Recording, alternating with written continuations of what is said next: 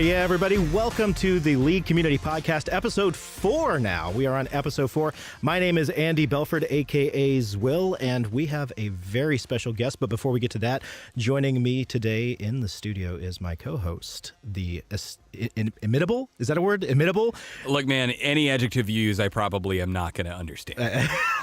Before we get to the special guest, I'm joining as the very unspecial guest, Patrick Scarborough. Some of you know me as Les Galizard. Les Galizard. You're not a guest though. Like you are a honest to God like rotating co-host. Well, maybe it's you make me feel like a guest, Andy. You make me feel right at home. I do my best. Speaking of guests, our guest today is somebody you may have heard of at home. We're really pleased to have him here in the studio. He's a buddy of Scarborough's, actually, of Skarzard's. Yeah, a true homie. You may know him as Zion Spartan, but he would introduce himself as Darshan. Darshan, welcome to this room where we're recording the podcast. It's Darshan Upad. I already forgot it. Yeah, Darshan Upadhyay, but you can just call me Darshan. Darshan. My in-game name or my real name, Darshan or Darshan, whichever one you prefer. Yeah. Okay. Just don't call you the D. Yeah. What about at LOL Darshan? Is that one okay? Yeah, I mean, if you're on Twitter, and you have to use that one, but I prefer Darshan or Darshan. Okay. Or Darshan. Yeah. Okay. It's like Mario, Luigi Mario. It's the shout-outs to that awful Super Mario Brothers movie. Right on. There we go. So Darshan's actually here hanging out with the All-Stars. Did you have fun All-Star weekend? Yeah, I mean, some of these matches are so cool. Like watching Tandem Mode was hilarious. Like 10 people or 2 people trying to play one character. And some of the Riven combos I saw in that guy are better than what I do playing with both hands on the keyboard and mouse. And they were doing that together, and I was actually pretty amazed. Oh, it was a Shuni, or what did they call it? It was Huni and Kasuni. Kasuni. That's Kasuni. Right. Well, because when I got into the studio, you took me. Darshan is waiting in the crowd, and I go up and I sit next to him, and I sit down, and the first thing he says is, "Look at Kasing and Huni every time they die," and I'm like, "What? What are you talking about?" And no sooner than he says it, they're getting ganked, and he messes up a Lee Sin combo, and they die. And Huni's just like, "Whoa!" Like you just see Huni just raises his hands. Kasing is just kind of chilling by himself, and Huni's yelling at the other guy, and you're like, okay, now you can see the difference, and people are either zenning together or they're feuding a little bit. It was definitely really goofy to see. I mean, this has to be kind of a different experience for you. I know we talked about this earlier, but what's it like to be, you're an active LCS pro, but you're coming into the studio, you're not actually playing this week. You're obviously a fan favorite. Folks love Darshan, not to blow your head up too much or anything, but did you enjoy your experience, just coming in, hanging out, doing the caster desk a little bit? Well, after we got kicked out of Worlds, and watching the World Finals, watching the semifinals, things like that, there was kind of that pang in my heart, I could be here, but I'm not. But All-Stars, I felt that a lot less because it was just more for fun. And I got second in the vote behind Dyrus, so I wasn't able to go. But it was cool to just watch and relax and enjoy the event because it wasn't really competitive. It was just something for everyone to enjoy. So, and honestly, you got second behind Dyrus, right? And you can't fault the fans. It's his retirement year. Hey, send him off with one last hurrah, right? Yeah. We're talking like he's dead, but yeah, I know. That's the God bless Tyrone. Rest in peace. No, I mean, especially after he and Bjergsen played that Annie game, I think he's ready. He's ready to head out. He's like that was enough for me. That was my last performance. So I want to move on to talk about you, Darshan. What about me? There's a lot of things about you that I think we and our listeners want to know about, but let's start off with the basics, the basics. Tell me, where are you from? Where'd you grow up? So, quick long story. I was actually born in Canada. I'm sorry, a quick long story? Okay, quick little snippet here. Okay, so born there in we Canada, go. There we go. My parents are of Indian descent. They actually come from India. They went to Canada at 18, and then I was born in Canada. Moved to Washington at 2. And then lived in Washington until 10 or 11. Okay. And then after that, moved to Southern California and lived in the San Diego area, Poway to be more specific, until 18. And is then it Poway or Poway? Poway. Poway. But you say Powegians, but it's actually called Poway. Andy is learning so much about pronunciation on this cast. Upadhyay. You can just call me whatever you want, Andy. Upadhyay. You can pronounce it however you want. I'm fine with Upadhyay, Upadhyay. Yeah. Darshan. You've probably heard Darshan, every possible permutation of a way someone can mess up your name. What's your favorite? What do you think is the silliest way someone's ever tried to say your name? I like Darshan. Darshan? Yeah, Yeah, sometimes they just Darshan. they cut the R out. Yeah, or sometimes people go with nicknames like Dar Dar Binks. So people Ooh, call me. Dar Dar. Sometimes people call me Dar Dar, or Damn. Dersh, or Darsh. I kind of like Dersh. Darsh. Dersh.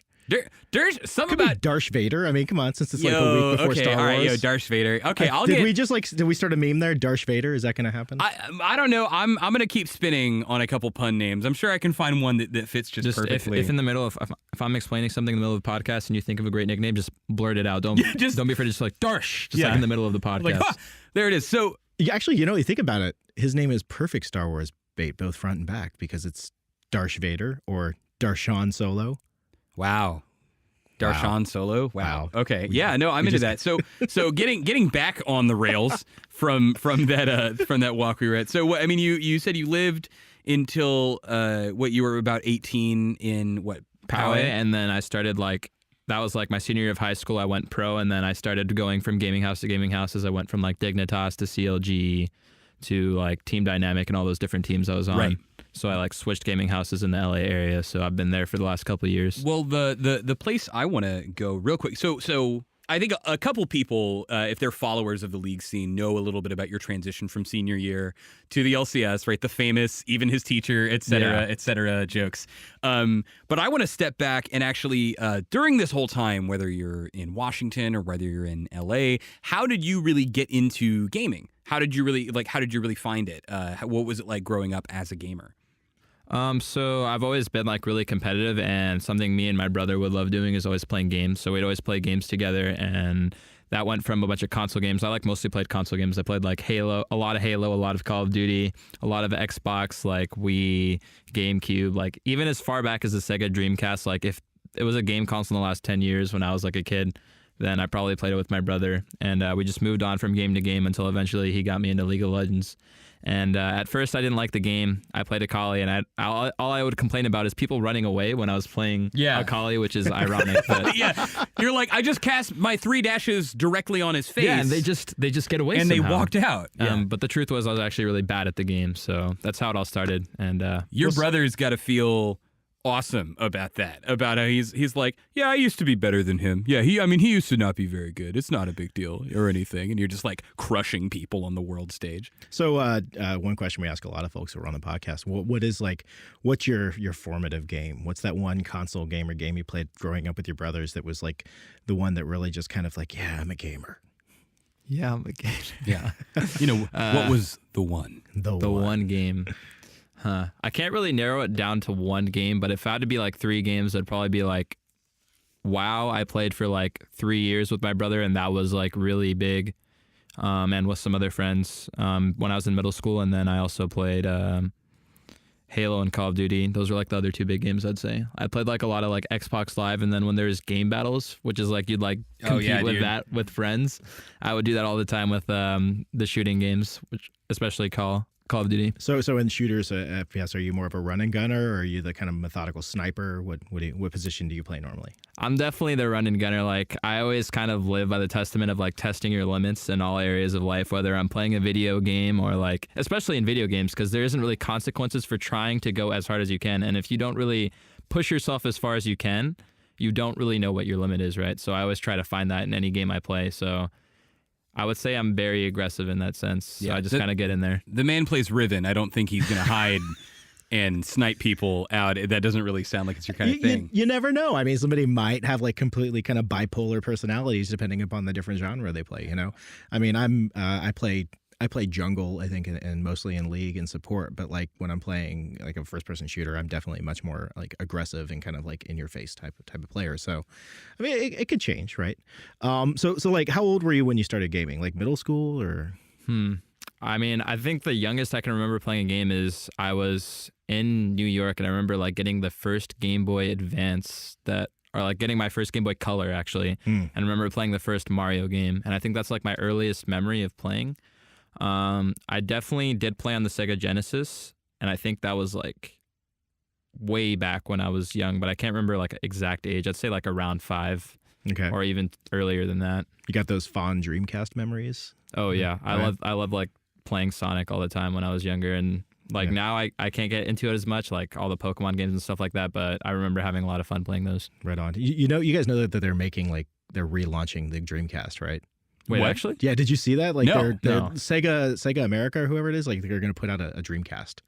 It's I mean, but like with the same bad like quality games on Oh, it, I don't or is know. it Like, like a new I don't- Sega? I don't really know what they're up to anymore. I gotta Yeah. say. well, I mean, retro gamers. Well, Sega's mostly just like a publisher and like kind of a developer nowadays. But like Okay. retro games or retro gamers, like the Dreamcast is kind of one of those. I mean, I'm into like it. I'll Holy play hella Grails. Crazy Taxi. I just, in the last 10 years of my life, I've seen Sonic the Hedgehog wielding a sword, fighting for a human princess, and turn into a werewolf. So I'm just kind of like, all bets are off with whatever the hell's going on with Sonic the Hedgehog and Sega, Yeah. the corporation.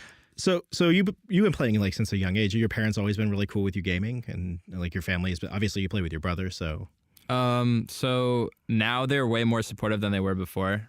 But like back then, like they were fine with us playing games as long as we like did our schoolwork and as long as we realized that like gaming was like wouldn't really accomplish anything. Like they didn't really see like the value in gaming when I was younger of like what am I doing with my life? Like, it's like about going to school, about like going to college, like, like that traditional path that's laid out for us. Like they probably saw like, getting that degree, getting married, having kids, like all that, like kind of how they went through life. And that's actually, I know we talked about this a little bit before, but that's actually something that I hear very commonly amongst my American Indian friends, like, Indian from India, families from India, like even folks I've worked with at other places who are working in the video game industry, they're like respectable engineers, like their families still don't look upon it as being like a productive job because they're just like, I don't understand. You're making video games and this is a thing. But getting into more conversation with those folks, like I come to understand like it's actually a cultural. There's a little bit of like a cultural kind of stigma around that. I mean, obviously, like you had your own personal dealings with your family. Like, did you have any other Canadian or Indian American friends like who shared that experience? Not really that I know of, but I can definitely see that. Like, I'll always have people message me on Facebook. Like, my Indian parents also have the same problem where they're not letting me play games. Like, how did you convince your parents, like, to like let you pursue the path of gaming? And to be honest, like, there's no real easy way. It's really hard. But if your parents see like what you're really passionate about, and they also see like the success you can have, like when they saw that I was making money, they saw that I was being successful, then they really like allowed me to like move into a gaming house, like not go to college and like make that big of a step. But when you're first starting out, like for me, gaming wasn't ever anything really serious. Like even when I went to my first event as like a 17-year-old, I didn't really think it would amount to anything crazy. I thought, it was just like something to do for fun, like something to like, just like a hobby, not like an actual like a career that I could do anything with. And when they saw that, they put a lot more trust in gaming because like you said, like there's this stigma that gaming isn't productive. You could like go to school, be a lawyer, be a doctor, do something like that. But I just showed my parents the other side of gaming. Yeah, Cool. I actually think this is interesting because I had to deal a little bit with this with my family. I'm not an Indian American, as you can clearly see, but I think it occurs to me that when our parents are younger and when video gaming starts to exist, right? It's like, hey, the Nintendo is a thing that's real, right? They are very they're very kind of low scope. They're very just, I press a button, the guy jumps around. Like it's hard for me to really feel what skills or what like learning I'm getting as a human being from these things. And now games have evolved to the point where, not just like League, but like WoW, kind of what you were talking about. There are so many different experiences that are not just the mechanics of like hand-eye coordination, right? But there's a lot of like leadership opportunities. There's a lot of social learning that you understand from having to participate with other people. And I don't think that was very common then. And so I think it's kind of really on gamers everywhere to really show it's like, this is what I'm getting out of this game. This is how this game is helping shape me. And I've always been impressed by you and I think a lot of other players who take League seriously to the point where it says, hey, I'm going to eat well. I'm going to go to the gym. I'm going to schedule time to treat League of Legends like it's work. And I think if you show that to anyone who is like afraid of gaming as this thing that's going to take all their children's free time, you can see it's like, no, this is a thing that can teach you discipline in a way that I don't think reaches many children. I think that's a fair point. It's funny the way you were talking about it. I'm listening to. I'm like, but that's when I was growing up, and when I was. I know. I'm sorry, but your kids are gonna have the best Yeah. time, Andy, because they are just gonna be allowed to play games. Yep. And you're gonna be like, did you do the homework? Yes. Go nuts. I got you. Go mess around in digital Legos, aka Minecraft. It's okay. Yeah, exactly. I mean, that's literally what it is.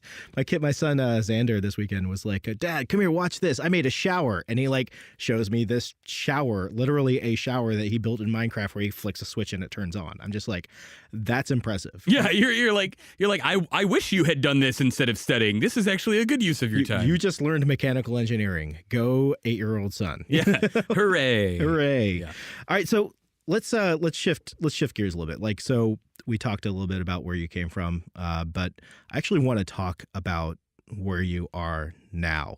And there's one specific topic, actually, and Patrick alluded to it earlier. When you came into the LCS, into the league kind of professional play, you were known as Zion Spartan, right? And like Patrick said, everybody knows the story. Everybody calls him Zion Spartan, even his teacher calls him Zion Spartan, right? But like, you recently decided to kind of just to leave that branding behind, to leave that name behind. I feel icky when I say branding. I know, but it is a Yeah. thing, right? Yeah. It is. It's you have people like Reginald.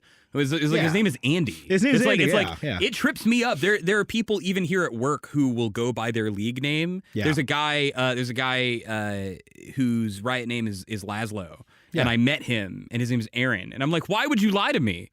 What are you doing? Well, even with the casters, like, I mean, I work in the Kobe. same building. Yeah, I work in the same building as David and as Riv, who, well, that just happens to be comic books. Yeah. But like James, and it's like, you walk by them and you're just like, hey, Dash, and you don't even think about it, right? Yeah.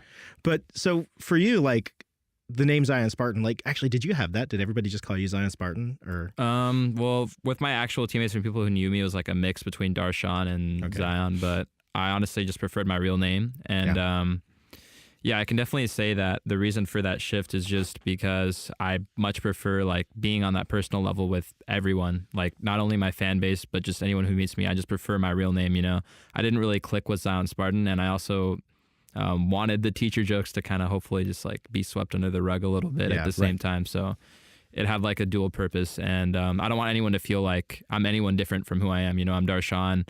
Like, if you're just a random person on the street, you can have a conversation with me, and it's nothing special. We're just two people making a connection. Yeah, I mean, that's I Just two people making a connection. lowered Darshan. expectation. No, I'm just kidding. Sorry, that's a very old Saturday Night Live sketch. You guys may not be aware of. I'm just like here, like team. What is team. it? What reference? Team. So no, I mean, I hear you actually, because I personally, like, when I'm walking around, like, I actually try to kind of go out of my way and call people by their first names, right? Like when we were talking when you were sitting with lift earlier, like double lift earlier, I'm just like, hey Peter, how you doing? It's just, you're right. It is something very different when everybody knows somebody as like this kind of internet, nom de internet, if you might have it, but like connecting with somebody kind of on a personal level by using their first name, I actually believe that it humanizes us in a way, which I'm a big fan of personally. Yeah, exactly. And I also feel like I've just learned so much from esports and like brought all that knowledge that I'm like, I just want everyone to see me as who I really am. Like, there's no difference between Darshan and Darshan, there might be a little bit of difference between Zion Spartan and Darshan. I'm just the same guy that you see at LCS every week. Well, let's get a little meta. Like, do you think that like as far as esports, like, and as LCS specifically, like, becomes kind of more legitimate, right? Like, do you think that that's one thing that maybe we need to go away from, like, people going by their internet handles, and instead, like, people starting to actually call these athletes, like, because they're athletes, esport athletes, right?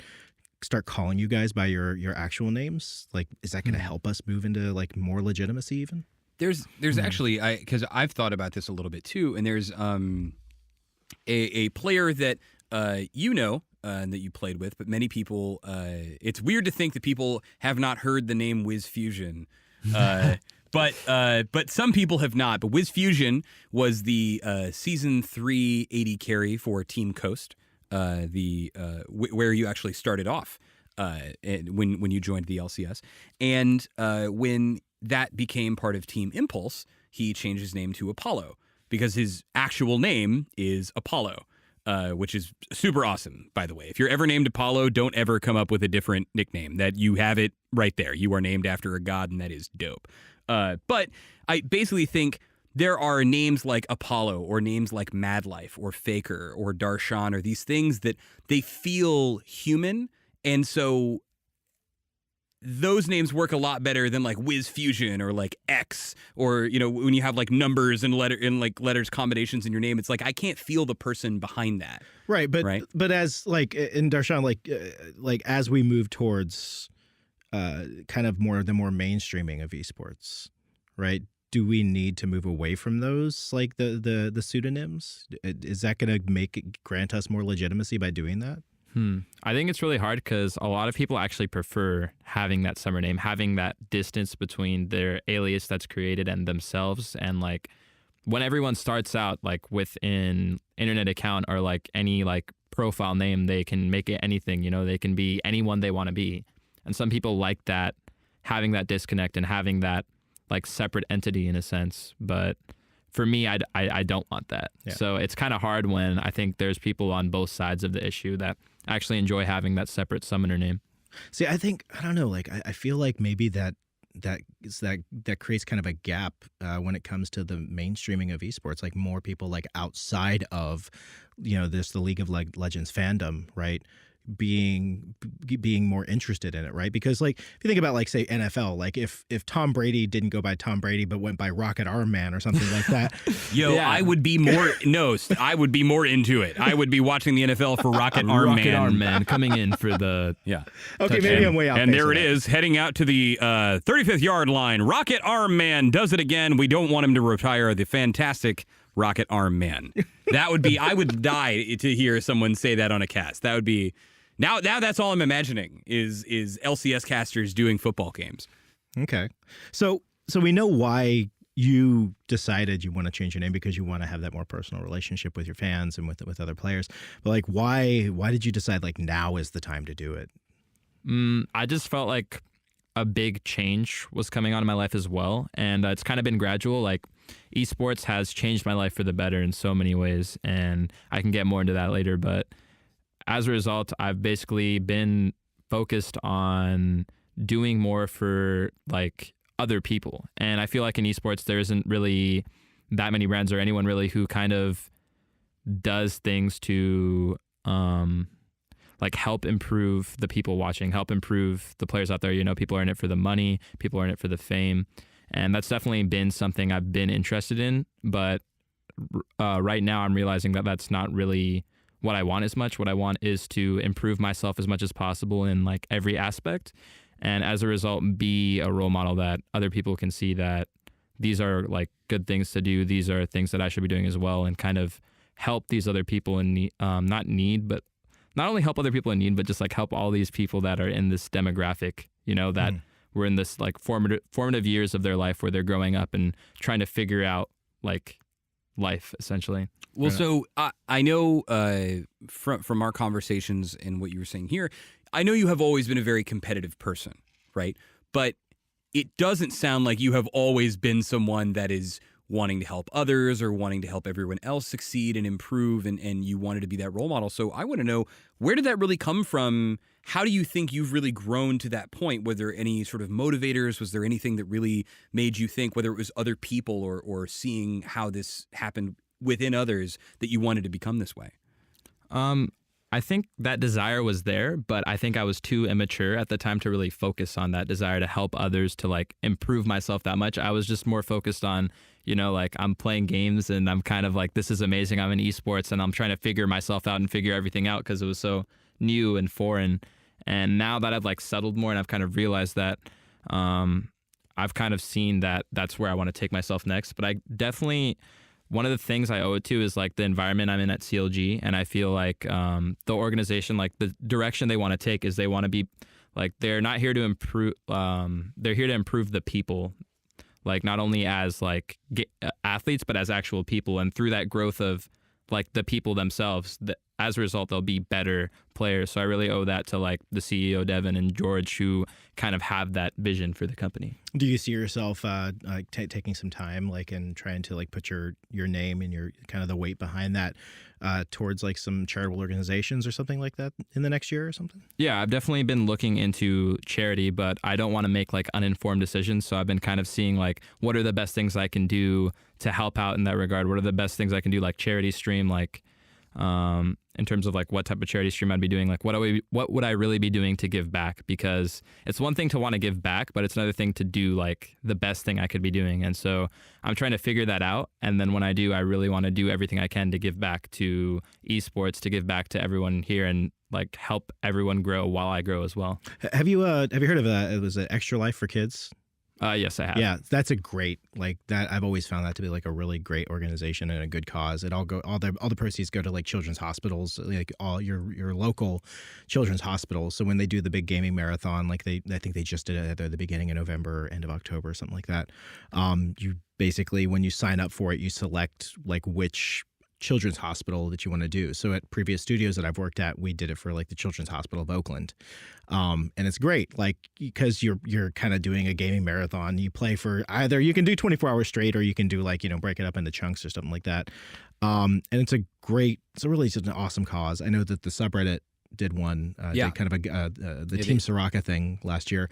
Hopefully maybe we can get on board and do something with that next year too. That'd be a lot of fun. I would love to be a part of anyone's Extra Life stream. Dude, Darshan, Yeah. let's stream you getting crushed at Smash. Yeah, we actually need to for finish 24 that hours. 1v1 because, my Zero Suit. I mean, I'm pretty sure we played about 10 games earlier today, and you only took one of them. But now now that we're in the actual first to 5, I'm up 3-2, man. I know. So that's what I'm saying is like the only way we could really settle this is during a 24-hour stream. Well, maybe and maybe give it next back year. to the kids. Exactly. Yeah, next year we'll do like a big stream. Like everybody will be be I'll just crush be your body amazing. and then give that back to the kids. All right, that's the idea. It's a date. That's a how you date. get done. Sounds like no, a plan. I actually had a question about the whole CLG thing. I have to say, as a fan of esports and as a friend to players within the scene, it makes me very, very happy to hear that is now like a top-down thing, that your team is saying we want to invest and improve our players as people, and then that will show in the teamwork and in the gameplay that you see. But I know this has been kind of a bigger decision for you, especially since Worlds, for you to say, I want to try and take this next step to improve my fans, improve esports fans everywhere, improve people when I can. Do you see that at all interfering with your growth as a pro? Because I'm not, from my perspective, I'm like, hell yeah, I want you to do all this stuff. You're really into it and you're really excited, but have you considered how this might clash when you try to plan it out in execution? Yeah, it's definitely been a big thought. Like probably one of the biggest conflicts I have with the whole thing is because I've always had the goal of whatever I do to be the best at it. And I definitely still haven't reached that goal of being the best League player. And as the season comes on, the time commitment that you have to playing League of Legends is like at least like 8 to 10, like maybe more, maybe a little bit less hours a day during the season. And that's a lot. So I think a lot about, will I still be able to be striving to be the best while doing all this at the same time? And that just comes down to me using my time a lot more efficiently and figuring out how I'm going to like schedule everything, like improving myself, like trying to build this brand, trying to build like and help others while also trying to be the best League of Legends player I can. And it's a lot. But you mentioned like coming into the season. That's actually a good question, like a topic I wouldn't actually mind hearing about, like talking about your work-life balance. Like I know that's a big thing for the video game industry, but like how do you handle that? Because like you said, you guys practice 8 to 10 hours a day. I'm sure that you have like outside of practice, do you have like team meetings, like going over strategies, plays, reviewing, quote, watching the tapes of your upcoming matches and things like that? yeah, so usually like a schedule will be like you'll wake up anywhere from like 8 to 10, depending on if you want to wake up early to like go to the gym, do something like that, get some food, and then like around 10 or 11, you'll have like a meeting, you'll get into the day, and then it's just from like 12 to 7, or even if like 12 to 10 is just like scrims. And then there will be like hour breaks set in there for like lunch and dinner and stuff like that. But you'll just be playing scrims all day. And then you'll be in that moment with your team trying to improve, having to deal with 4 other players on your team, learning like about necessary confrontation, like how to work with others. Like you build all those skills up because you're living with your teammates 7 days a week, and you learn so much from doing that. It's crazy how much like I've had to learn with like about relationships by actually living with them. Because if you don't live with them, then it's not as bad. But if you're always like with your teammates at all times, then you learn everything about them. And so it's a really big commitment, but that's what it takes to be the best. And then you're expected to solo queue after that, so you don't have much time for other things, you know. And that's something I've learned is balance. So I've had the off season, I've had this time to like kind of try new activities, you know, get into like singing, get into instruments, getting back into like being consistently healthy, and then the big problem is how am I going to fit all these other productive things while trying to be the best. Has that kind of rigorous schedule, has it taken anything away from like your formative years? Like I remember like in my 20s, you know, my early 20s especially, like being able to just kind of go out and party or do whatever I wanted to, you know, while maintaining school, like that was still, it doesn't sound anywhere near as rigorous as what you have to go through. Like, do you resent that at all? Is there any kind of like, is there some part of you that's just like, God, you know? Something I always think about is like your biggest decisions in life, and like for the hardest decisions you have to make, it's never like black and white. It's always all these shades of gray. You never really know. Like I can go back and look at that time when I'm 18 years old and I'm having this like, not like really argument, but like really heated like talk with my dad about, am I going pro? Am I moving out into a gaming house? Like my dad didn't really want me to move out into the gaming house at first, because he's like, why do you need to go to a gaming house if you're just playing an online video game and stuff like that? And I was like really trying to decide like, am I going to fight to like be able to go to a gaming house and like try and become a pro, which like it seemed pretty good, but no one was really sure. Like at the time, like I didn't really see like how huge esports was. I knew it was pretty big. Yeah, like at that time, there was really only Team Solo Mid that kind of had gaming houses and had done it semi-successfully. Right? Yeah. And they also happened to be the largest North American brand and could afford to get a whole house so they could all live together, right? Exactly. So I definitely know. So my dad's just like, what is this esports thing? I haven't heard of this before. And like, not only that pressure, but I just had to decide like, am I going to go full-time pro? Or am I going to go to college right now, follow the path that I see, like go through the college life? That's also a great choice. And it's not as daunting of a choice because I kind of see the path laid out before me. Or am I going to go down this kind of like winding path where I'm going into esports? I don't really know if it's the best idea, but I really want to do this. And I decided to go through with that. I'm like, I want to go to esports, Dad. Like, this is what I really want to do. Like, I decided to myself, and I'm like, this is what's going to happen. Like, this is what I'm going to do.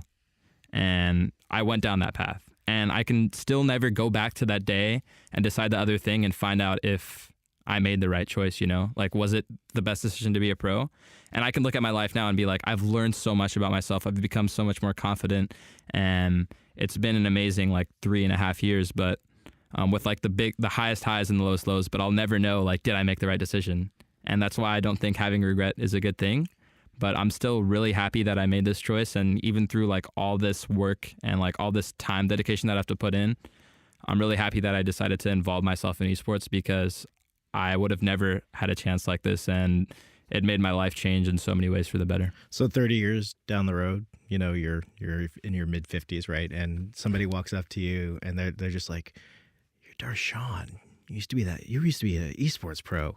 when esports are like become like this huge global phenomenon, because we all know it's on that path, right? Yeah. I mean, well, I mean, so. 30 years into the future, we're going to be playing esports with other planets. Yes. Yes. And so they're going to be like, I remember you. You're before the LCS went to space. You're in the pre-space era. Yeah. Remember remember back when the Koreans were like the best? Now it's all those guys from Chiron 85. You know? Yeah. Yeah. Sorry. Glebulon 5 with they found a way to play 18 Mordekaisers in a single team, and no one ever really kind of beat them after that. Well, you know what it is? It's the extra appendage, the tentacle. It's just not fair. Right. They can play tandem mode LCS with themselves, and that's honestly, that's insane. It's broken. It's broken. Yeah. No, I anytime that we have conversations, Darshan, and you tell me about something you want to do or something that you want to accomplish, I am always very impressed by your confidence. Like there's rarely ever second guessing with you, and I think people can see this in your play as well, right? Sometimes it's the big play, and sometimes it's the oops, I flashed in the wrong direction and died. but that stuff, it comes out of confidence, like you're saying. It's like, oh, if I never try for these things, I'm never going to find out how to do them. I'm never going to learn my limit. And I want to know where do you feel like that really came from for you? Because I know that you also had this point where you're like, oh, I'm just kind of just doing games just to do them, right? Yeah. And is that something, did you and your brother used to challenge each other all the time? Or how did you develop this confidence that you now have that I would say you are known for globally? So I can like attribute that 100% to like the success I've had in League of Legends. Like becoming a pro, like living this life has definitely like gave me more confidence than I could have ever possibly imagined. And like, I feel like it's made me such a more social person, and maybe I was always like meant to be this way, but I'll never know because, you know, I was more of like a shy person, definitely like more awkward before, but right. Getting all this confidence from being like having mastery in League of Legends like made me just like a much more confident person. Like I trusted my ability to like be good at League of Legends, just like socialize with people, like just be honest with myself and really just push myself as far as I can in every aspect. And I just owe it to League of Legends that I was able to get this confidence in myself to do whatever I set my like mind and heart to. How much of that is attributed to like League of Legends, or versus like how much would you say is attributed to actually the organizations you've been a part of? Because you were talking earlier about how with CLG, you know, they place a very heavy emphasis on. So I watched your interview earlier today, so like the joke is stuck in there. An emphasis. An emphasis on the wrong syllables. syllable. Exactly right. But like, how important has it been to you to pick like an organization that places an emphasis on personal growth and on being better people?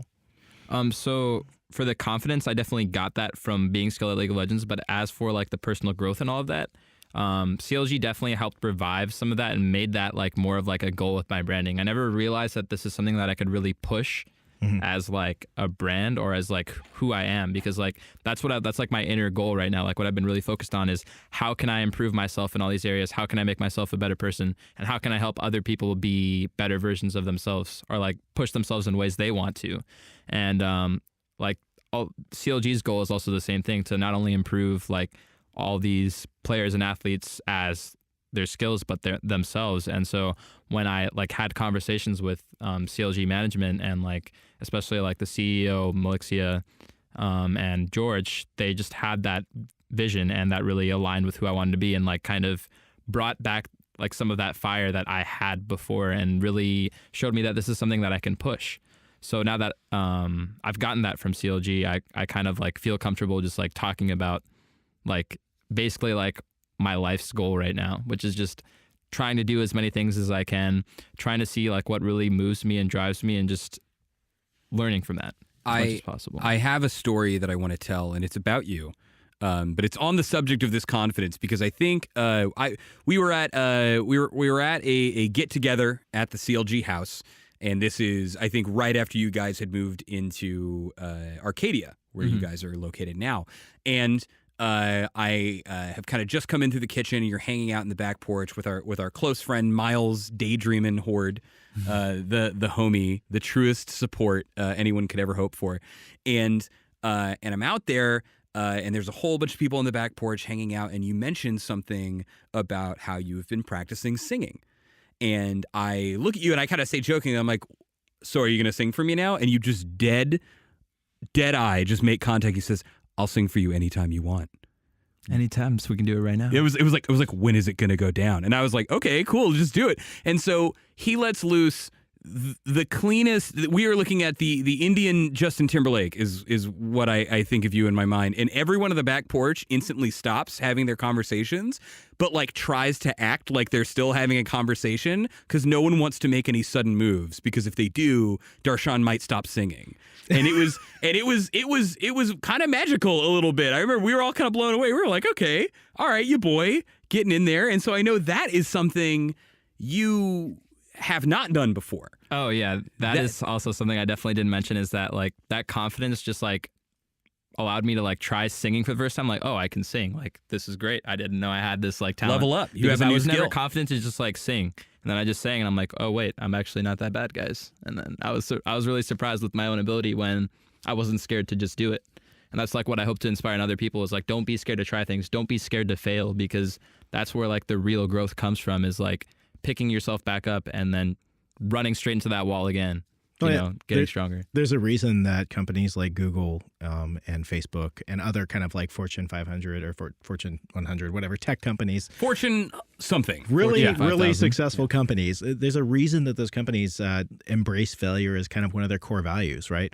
You learn far more from a failure than you ever will from success. Like success kind of just reinforces what you already know. It's like, yeah, exactly. I knew that would work. I knew that's gonna be great, and we're just like building on that a little bit more, right? But where you really like learn life lessons and learn that, okay, yeah, I need to be better in this area, is when you fall flat on your face and just flub.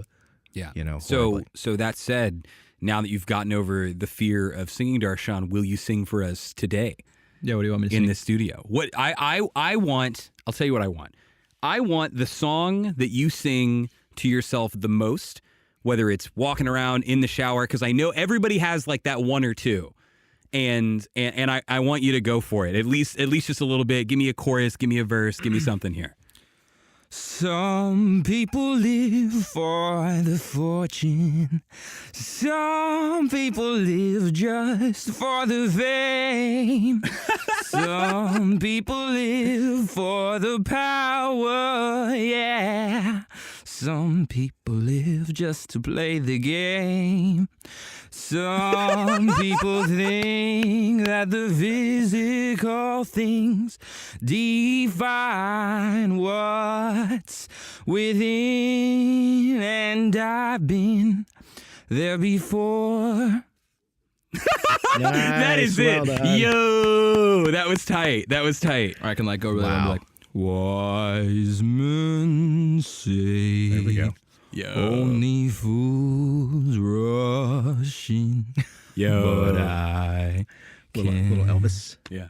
There Dude, we I'm go. into that. That You is got it. That is your skills have definitely improved, and I look forward to them continuing to improve. That's sick. It's been something I've been really passionate about, and that's like, you know, like that struggle of passions is like, I still want to be the best League of Legends player, but I also have begun to love singing even more and more. So it's at one point you have to like, I don't want to choose, because it's still going to be League of Legends. Like I've had this passion for years, but it's nice to have other things. Yeah. Well, so you're in luck. I mean, the male voice doesn't actually hit its peak until age 45. Sick. So Oh, okay. you got plenty of time. You So, got but, a good minute. But that's you got actually, a while. That's actually like, do you think that, you know, let's say, you know, you get through your League of Legends career, you end on a high note, you go out the door.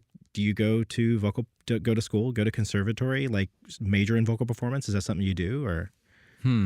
Maybe. Honestly, like I want to get myself out there, like even try like acting, try getting into like a musical or something like that. But the problem is like I don't have the time commitment to do Oh, that. yeah, So dude. when I think about Yeah. that, I'm just like, oh man, like I have to find another way to be more productive with that. So, you know, like the best way for me to do that is just like get singing lessons. So I try to like fit in like an hour or 30 minutes for singing lessons. And That's awesome. I was about to practice on say, my own. Andy, you did musical performance. I Is that did. correct? I did. Musical. When you say musical theater, that's like right up my alley. Yeah, I mean, I've been in a few musicals, and I think both of us can tell you there is no way in hell you're doing that and League of Legends at the same time. No. Those people Yeah. will keep you in the studio for yeah. Rehearsals. just as long as you're playing solo queue. Rehearsals are like 5 hours. I mean, it's crazy.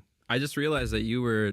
What advice do you have for my singing, since you heard it firsthand? Ooh. Obviously, like still got a lot to work on, but Get the freestyle review. just give me what you got, man. Honestly, I think that just listening to your voice, like I'm gonna sound like all super. Go for it, highfalutin go for right it, now. go for it. What, We're what I doing would it. say is that your voice, you have like the kind of the base tools there for it, right? But you need to study voice craft, right? You need to learn kind of the science behind vocal performance, which is everything from like, you know, how do you change the tone between like, you know, doing some country, or you know, doing like Broadway or doing hip hop and like R&B. Like there is like what you do with your voice and how you manipulate it. It all varies based on the kind of song you're singing. And that's actually, there's a study, the science of it is actually called voice craft, which is kind of like the manipulation of like your glottal muscles and things like that. But learning that and then giving yourself kind of control over things like vibrato and color and timbre will just go. It'll be very valuable for you. I'll Thank you hop so on. much, Andy. Yeah. Appreciate that criticism. I'll hop on. Just a little bit with that. general airflow. I think you got to learn when to take your breaths, because I think you started off and I was slain, honestly, and then I resurrected myself.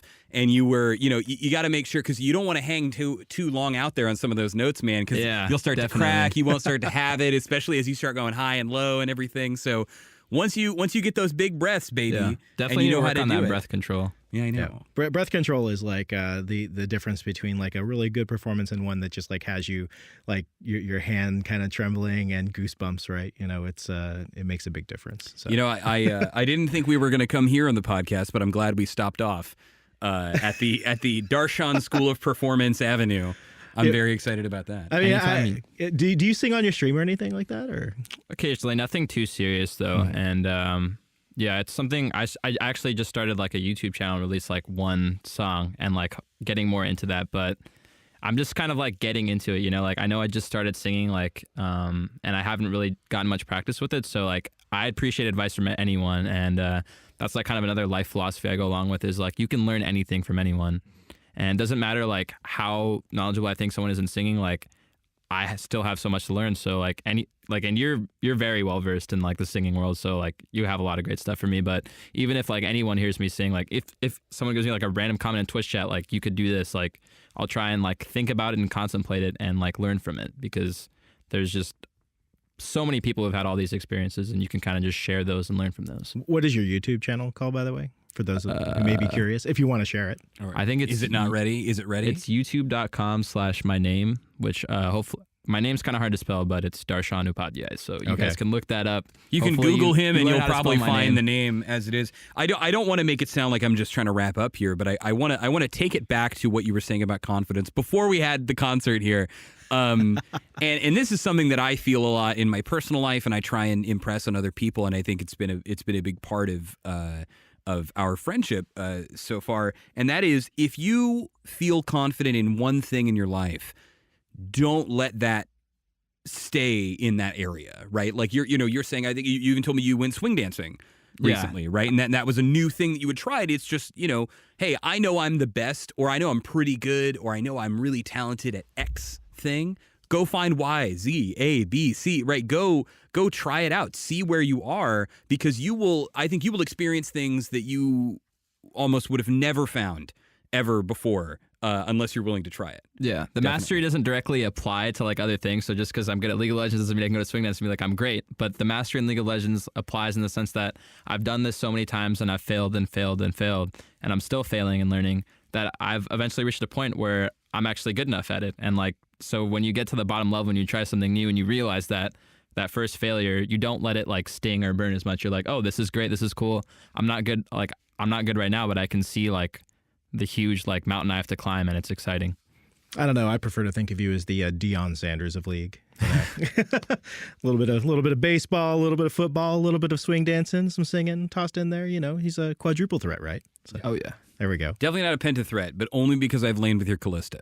Oh yeah. Wow. I'm not the best AD carry, guys. You got me. Yeah. Oops.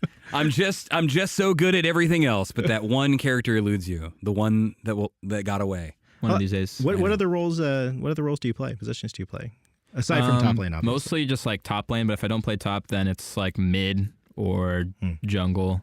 So I can play like mid's probably my second best role, and then I can play like a couple champions in jungle, and then I used to be like a Blitzcrank only player in support. Okay. Once that was really fun, but. All right, so let's do the obligatory this season question, right? Just for this is for you, Reddit. Okay.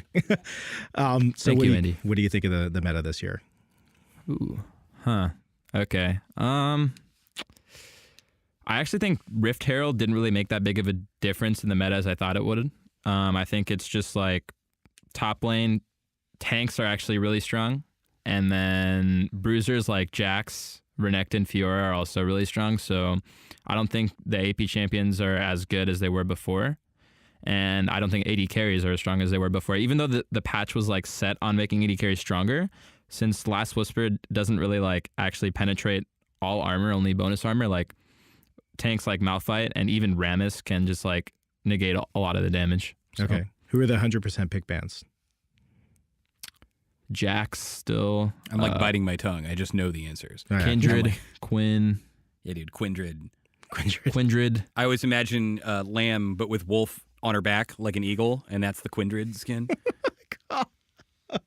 I just nightmare fuel. Yeah, I know. Yeah, it's like, oh, she vaults off your face, does a million damage, can't die, and steals your jungle. You're like, no, damn. Amazing. Why did they ever put it together? Yeah, there you go. Oh, Then I think Cassidy's also really strong. yeah. Dude, Kaz Dingo's getting up there.